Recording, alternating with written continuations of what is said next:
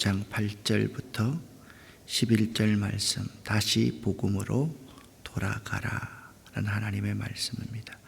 로마서 5장 8절부터 11절까지 말씀을 세번역 성경으로 함께 합독하겠습니다.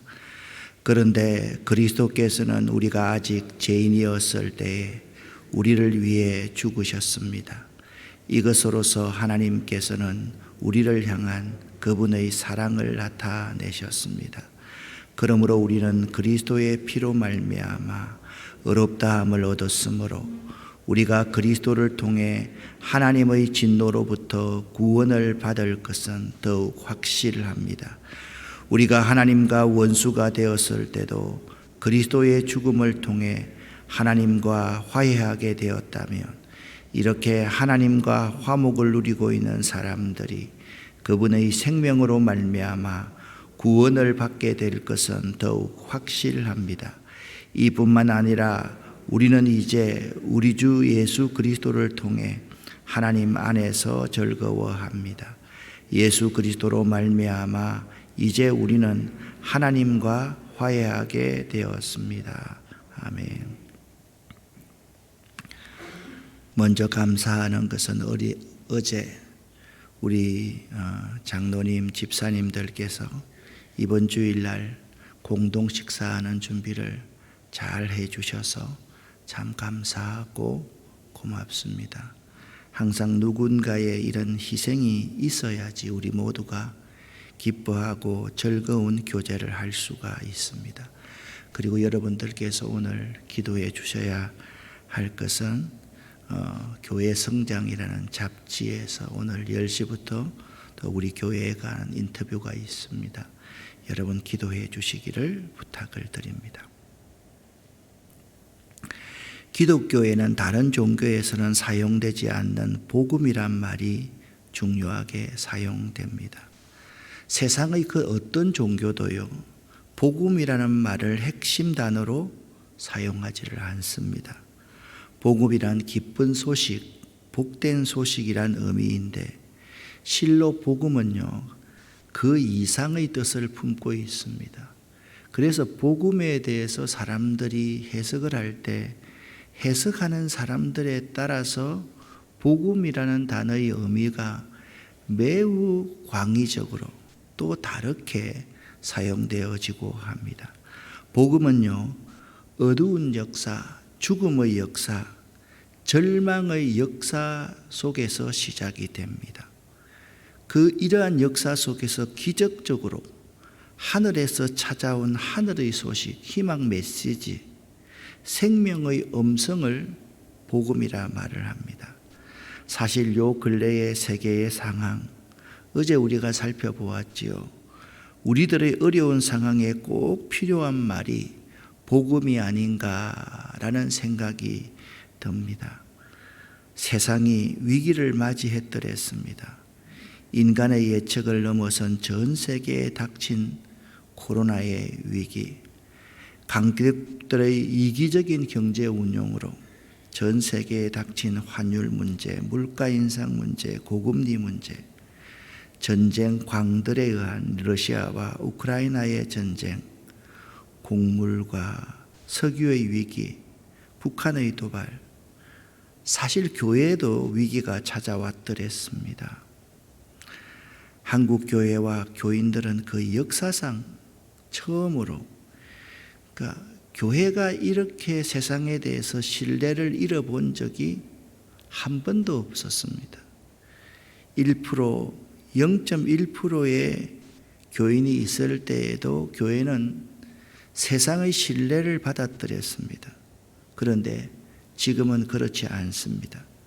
또한 하나님의 말씀이 절대적 가치, 부수적인 가치가 되어버렸습니다. 말씀이 상대화되어 버렸습니다. 우리가 옛날에 예배를 드릴 때는 하나님 말씀을 읽고 하나님 말씀을 들을 때는 이렇게 앉아서 말씀을 읽고 들은 것이 아니라 다 일어서서 하나님의 말씀을 받은 적이 있습니다. 그런데 우리들이 하나님의 말씀을 들으면서도 함부로 그렇게 졸면서, 아니 어떤 사람은 아예 입을 펴고 하나님 말씀을 듣는 경우도 있습니다. 예수의 제자가 사라져가고 개인적이고 이기적인 종교인들만 이 교회 안에 존재한다, 그렇게 보는 것이 맞다라는 생각이 들 지경입니다. 우리들 가운데도 어려움을 당한 사람들이 많습니다. 문제는요, 어려움 당한 사람들이 많다는 것보다 더 큰 문제는 위기의 상황을 인식하지 못하는 사람들이 더 많다는 것이 더 큰 위기입니다. 지금이 위기이다, 이걸 인정하지 않고 인식하지 못하는 사람이 우리들 가운데 더 많이 있다라는 거예요. 설마 그런 일들이 일어나려고, 어떻게 보면 지금 이 시기에 복음이 가장 절실하게 필요한 단어입니다. 이 복음이라는 단어를 처음으로 제시한 사람이 사도 바울입니다. 사도 바울이 복음이라는 말을 쓸 수 있었던 두 가지 역사적인 배경이 있었습니다. 그 당시 도시국가들 사이에 전쟁이 자주 일어났습니다. 오랜 세월이 흘러 패배감에 휩싸여서 우리나라가, 우리 공동체가 이제 꼼짝없이 망하게 되었구나. 그 공동체가 패배감에 휩싸여서 두려움과 절망감에 빠진 백성들이 적군의 손에 죽거나 욕을 당하거나 노예로 끌려가느니 차라리 스스로 목숨을 끊는 편이 낫겠다 해서 온 가족이, 부모가 아들, 딸과 함께 성벽 위에서 뛰어내리는 그 죽음의 직전의 순간, 저 멀리 들녘에서 한 전령이 온통 피투성이가 되어서 외마디로 외칩니다. 잠깐만, 우린 살았다, 우린 이겼다, 우린 승리했다. 그 말을 하고 그 병사는 쓰러져서 죽습니다. 이렇게 죽어가는 백성들에게 결정적으로 사는 승리의 기쁜 소식, 생명의 복된 소식을 전하러 42km 정도를 달려온 그 전령 병사가 뭐라고 불렸는가 하면 유앙겔리 제스타이라고 불렀습니다. 그 전령 병사를 승리의 복된 소식을 전하는 자라라는 뜻입니다. 또 한 국가의 국왕이 매우 중대한 비밀의 소식을 전하려 할 때 전령을 보내곤 했는데, 상대국에서 그 전령을 모를 리가 없지 않습니까? 곳곳에 상대국의 군사들, 스파이들이 포진하여서 그 전령을 잡아서 그 국왕이 보내고는 그 메시지를 가로채기 시작했습니다. 그래서 이 전령을 보내면 잘못될 경우를 대비해서 노예를 사서 그 노예의 머리털을 깎고 밀고 난 후에 그 빡빡 머리 위에 바늘에 먹물을 묻혀서 편지를 씁니다. 그러니까 그 노예의 머리 위에 먹물 편지가 적혀져 있는 겁니다. 그리고 그 노예의 머리카락이 자라기까지 기다렸다가 그 노예를 보내었는데, 이때 이 노예를 유앙겔리 제스타이, 왕의 비밀한 소식을 전하는 자라고 불렀습니다. 사도 바울은 죄로 말미암아 사탄의 포로가 되어 결정적으로 죽게 된 온 인류에게 사탄의 권세와 죽음의 권세를 이긴 승리의 복된 소식을 전하고 죽은 유앙겔리 제스타이 예수, 그 병사처럼, 그 노예처럼 만유의 주 하나님의 사랑의 비밀한 생명 소식을 전하기 위해 하늘 영광을 버리시고 오신 분 예수, 그 예수님을 설명하면서 복음, 유앙겔리온이라는 말을 사도 바울이 사용한 것입니다. 이 두 가지의 스토리를 여러분이 잘 기억할 수 있어야만 합니다. 그 병사처럼, 그 노예처럼 하나님이 하나님 자신의 자리를 포기하고 이 땅에 오셔서 외마디를 외치시면서 엘리 엘리 라마 사박다니 그렇게 복음을 외치신 것입니다. 복음서에는요, 예수 그리스도와 그 말씀 로고스를 복음이라고 말을 합니다. 그래서 이 복음은 예수 그리스도와 그 말씀을 의미합니다. 그런데 사도 바울의 서신서에는요, 그 말씀을 이루시기 위한 예수 그리스도의 십자가의 죽으심과 부활을 복음이라 그렇게 이야기를 합니다. 그러니까 이 두 가지를 종합해 보면 복음이란 하늘 영광을 버리고 이 땅에 오신 예수님의 성육신하심, 예수님이 인간이 되심, 그것이 복음이고, 예수의 공생에서의 사랑의 실천, 이 사랑은 자기가 없고 오직 상대만을 살리기 위해서 존재하는 삶, 그 사랑의 실천이 복음이고, 예수의 고난과 십자가 지심, 온 인류에게 소망과 희망을 주시는 예수의 부활, 그리고 온 세상의 억울한 사람들 한 사람 없이 공명정대하게 이 땅에서 판단하시는 예수님의 재림을 가리켜서 복음이다, 그렇게 말합니다. 성육신, 공생애의 사랑의 실천의 삶, 십자가, 부활, 이 재림, 예수의 재림까지, 이 다섯 가지의 개념 이 자체를 합해서 복음이다, 굿뉴스다 라고 말한다라는 거예요. 그러므로 그리스도인의 삶은요, 자신의 모든 삶을 통해 예수를 나타내고 예수를 드러내야만 합니다. 아멘입니까? 여러분과 제가 그리스도인이라고 한다면 여러분과 저의 삶을 통해서 내가 나타나서는 안 됩니다. 내가 드러나서는 안 됩니다.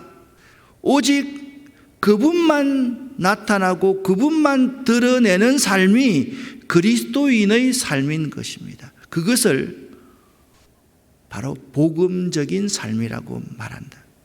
세상 사람들은 예수를 보지 못하고 알지 못하지만 그리스도인들이 예수처럼 살 때, 그리스도인들이 작은 예수처럼 살 때 그 그리스도인의 삶을 통해 예수를 볼 수 있게 하는 것이 복음적인 삶을 산다라고 말할 수가 있다라는 거예요.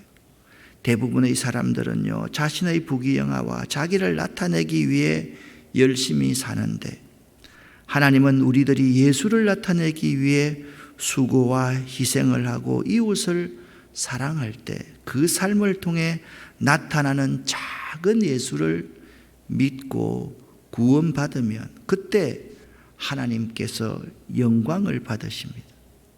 이 복음적인 삶을 잘 살아냈던 한 사람을 들어보라. 그는 흥하여야 하겠고 나는 쇠하여야 하리라 고백한 세례 요한의 삶입니다. 세례 요한의 삶은 나는 쇠하고 죽어져 존재가 없어진다 하여도 예수님이 흥하여지고 그분이 세상의 빛으로 드러나게 된다면 더 이상 바랄 것이 없다는 멋진 고백을 하며 그 인생을 보냈던 사람이 세례 요한이었습니다. 세례 요한 같은 여러분과 제가 될 수 있기를 예수 이름으로 간절히 축복합니다. 그리스도인은요, 자신의 삶을 통해 예수님을 드러내는 삶이 믿는 자의 영광이다라는 그런 의식이 있는 사람입니다. 내 삶을 통해 예수가 드러나고 나타날 수 있다면 그것이 내 인생의 가장 큰 영광이다라는 의식이 우리 머릿속에, 우리의 뼛속까지 있어야 한다라는 것입니다. 내가 열심히 돈 버는 것이 나 혼자 잘 먹고 잘 입고 잘 살기 위함이 아닌 예수 그리스도를 전파하는 일에 도움이 되는 것이라면 나는 하나의 밀이 되어도 좋다. 나는 썩어져도 좋다. 그 의식을 갖고 살아야 한다. 그것이 복음적인 삶이다 라는 것입니다. 그리스도인이 예수의 공생애에 사랑하는 삶을 본받아 살아가는 자여야 합니다. 우리가 예수처럼 병들고 가난하고 소외된 사람들을 외면하지 않고 사랑을 실천하는 삶을 살 때 사람들은 우리 속에서 예수님을 보게 될 것이고, 저 사람은 진짜 믿는 사람이야. 저 사람처럼 한번 살아봤으면 좋겠어. 저 사람이 다니는 그 교회에 내가 한번 가고 싶어. 그렇게 이 교회가 성지처럼 되는, 이 교회를 성지처럼 만들어가는 그 사람이 그리스도인이다. 예수를 따르는 사람이다. 우리는 매 순간 여기에 와서 예배드리고 찬송하고 교제하기 때문에 이곳의 가치를 잘 모르지만, 믿지 않는 사람들이 수많은 그리스도의 향기, 빛과 소금의 역할을 감당하는 그리스도인들을 보고 저 아름다운 교회라는 교회에 한번 가봤으면 좋겠다라고 생각하게 만들 수 있는 사람, 그런 사람이 복음적 삶을 사는 사람입니다. 그리스도인들이 세상 사람들과 똑같은 기준으로 산다면, 그들보다 더 못한 윤리와 도덕적인 기준을 가지고 살아간다면 사람들에게 예수님을 나타낼 수도 없고 아무런 감동을 주지 못할 것입니다. 물론 우리들의 삶이 그들을 감동시키기 위해서 살아가는 삶은 아닙니다. 그들에게 보여주기 위해서 살아가는 삶이 아닙니다. 하나님 앞에서 살아가는 사람이지만 우리의 모든 기준이 그들보다 못해서는 안 된다라는 것입니다. 그러나 그리스도인이라고 말하는 많은 사람들이 일요일, 제가 주일이라고 하지 않고 일요일이라고 말하는 이 단어에 유의하시기를 바랍니다. 일요일 교회 나가는 것만 빼면 세상 사람들과 구별되지 않는 삶을 사람들이 우리 주변에 참 얼마나 많은지 모르겠습니다. 우리들이 그러한 사람들이 아닌가 이 새벽에 한번 생각해 볼 수 있기를 바랍니다. 내가 예수를 믿으면서 나의 존재가 이렇게 소중해 라고 생각하는 사람이 두 가지 부류가 있습니다. 이기적이고 개인적이기 때문에 내 존재가 이렇게 소중해 라고 생각하는 사람이 있는 반면에, 나의 말과 나의 행동이 우리 주님에게 어떤 영향을 끼칠까라고 생각하면서 내가 참 소중해, 그렇게 생각하는 사람도 있을 수 있는 것입니다. 그 말씀을 가장 적나라하게 우리에게 보여주는 말씀이 로마서 5장 8절 말씀입니다. 우리가 아직 죄인 되었을 때 그리스도께서 우리를 위하여 죽으심으로 하나님께서 우리에게 대한 자기의 사랑을 확정하셨느니라. 아멘. 세번역 성경으로 함께 읽어보겠습니다.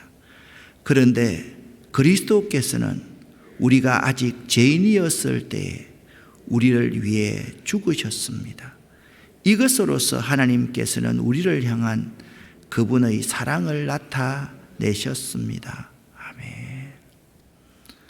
복음적 삶을 산다라는 것은 아직 그 사람이 죄인이었을 때 우리는 자꾸 우리가 구원하고 우리가 다가가야 될 그 대상이 아직 죄인이라는 사실을 전제하지 않고 의인일 때 그에게 다가가려고 합니다. 저 사람 저게 뭐야? 형편없는 사람 아니야? 맞습니다. 그 형편없는 그 사람이 전제될 때 그를 위해서 희생하고 죽어주는 삶, 그것이 작은 예수의 삶입니다. 바로 그 형편없는 자에게 하나님의 사랑을 확실하게 보여주는 삶, 그 삶이 복음적 삶의 핵심 가치라는 거예요. 저는 여러분에게 이런 말씀을 서론 부분에 드렸습니다. 다시 복음으로 돌아가라고 오늘 하나님의 말씀의 주제로 시작했습니다. 다시 복음으로 돌아가라. 이제 이 주제가 이렇게 바뀌었으면 참 좋겠습니다. 상대를 의인으로 보고 의인인 사람에게 우리들이 다가가는 것이 아니라 형편없는 사람, 아직 그가 죄인이었을 때 다시 복음으로 시작하라. 예수로 시작하라. 말씀의 가치로 시작하라. 예수의 그 삶처럼 살아내기 시작하라. 그 말씀이 오늘 우리 주님께서 우리에게 던지는 메시지임을 기억할 수 있기를 바랍니다.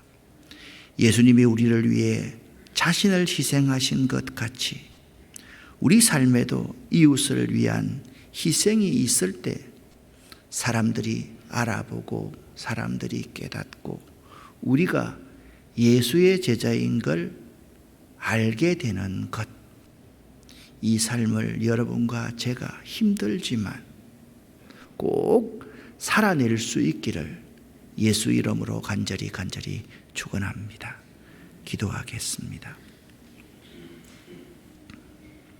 하나님 아버지여, 오늘은 이 5가지의 기도의 제목으로 저희들이 기도하고 결단하고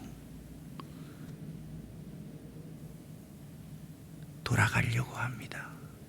성령이여, 이 시간 우리 가운데 역사하옵소서. 예수 그리스도 이름으로 축복하옵고 간절히 기도 올립니다. 아멘.